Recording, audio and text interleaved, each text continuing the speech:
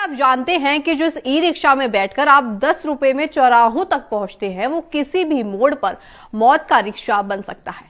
आज हमारी विशेष रिपोर्ट में हम उन सवालों को उठाएंगे जिन्हें अक्सर अनदेखा कर दिया जाता है।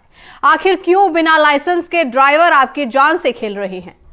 क्यों प्रशासन ने इन बिना लगाम के घोड़ों को सड़क पर खुला छोड़ दिया है?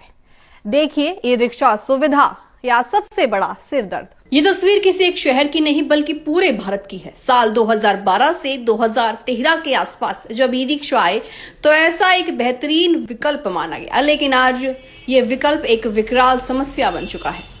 सबसे पहली समस्या ओवरलोडिंग। नियम के मुताबिक 4 सवारी ही बिठाकर ई रिक्शा ड्राइवर चल सकता है, लेकिन जमीनी हकीकत में ड्राइवर 6 से 7 सवारियां बिठाकर चलता है।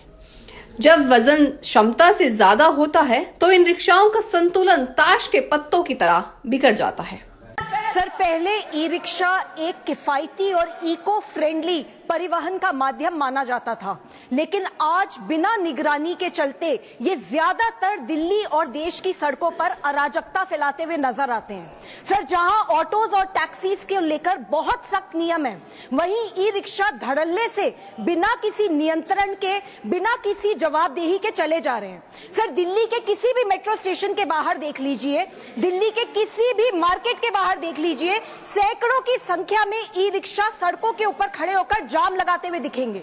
सर, हम ये नहीं कह रहे कि सारे के सारे ई रिक्शा चालक गलत हैं, पर सच ये है कि बहुत ओवरलोडिंग होती है। एक एक ई रिक्शा में जहां 3 से 4 लोग बैठ सकते हैं, वहां 8 से 10 लोग बिठा दिए जाते हैं। सर, ये ई रिक्शा के स्ट्रक्चर्स ऐसे होते हैं कि अगर हल्का सा बैलेंस बिगड़ा नहीं, पूरी की पूरी गाड़ी पलट जाती है।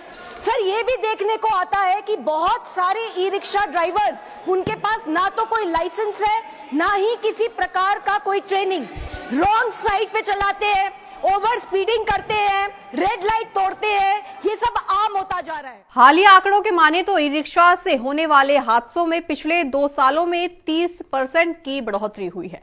कारण हल्का ढांचा और भारी बोझ। अब बात करते हैं उस हाथ की जिसके पास आपकी जान की डोर है।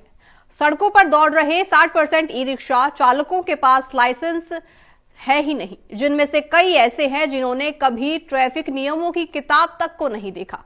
ना इन्हें रेड लाइट की परवाह है, ना ही रॉन्ग साइड की, क्योंकि इन्हें पता ही नहीं है कि अगर पकड़े गए तो क्या होगा। मेट्रो स्टेशन के बाहर ई रिक्शा का अंबार, जिससे रास्ता पूरी तरह ब्लॉक हो जाता है। मेट्रो स्टेशन हो या मुख्य बाजार, ई रिक्शा ने हर जगह को अपना अड्डा बना लिया है। इनकी अवैध पार्किंग के कारण एम्बुलेंस तक को रास्ता नहीं मिलता।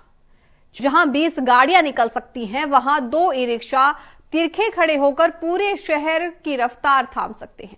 मुद्दा यह भी है कि इनमें से ज्यादातर ई रिक्शा अनरजिस्टर्ड है, यानी अगर हादसा करके ड्राइवर भाग जाए तो आप उसे ढूंढ भी नहीं सकते। ऐसा नहीं है कि समाधान नहीं है, लेकिन जरूरत है इच्छा शक्ति की। हर ई रिक्शा का रजिस्ट्रेशन अनिवार्य हो, ड्राइवरों के लिए एक अनिवार्य ट्रेनिंग प्रोग्राम और लाइसेंस हो, इनके लिए अलग से ई रिक्शा स्टैंड माना जाए, और सबसे जरूरी ओवरलोडिंग पर भारी जुर्माना और रिक्शा जब्त करने की कार्रवाई हो। किफायती सफर सबका हक है, लेकिन सुरक्षा की कीमत नहीं। ई रिक्शा पर्यावरण बचा रही है, ये अच्छी बात है, लेकिन ये इंसानों की जान लेने का जरिया नहीं बनना चाहिए। अब गेंद प्रशासन और सरकार के पाले में है। क्या वो इन अवैध ई रिक्शाओं पर लगाम लगाएंगे या फिर हम यूं ही हादसों का शिकार होते रहेंगे?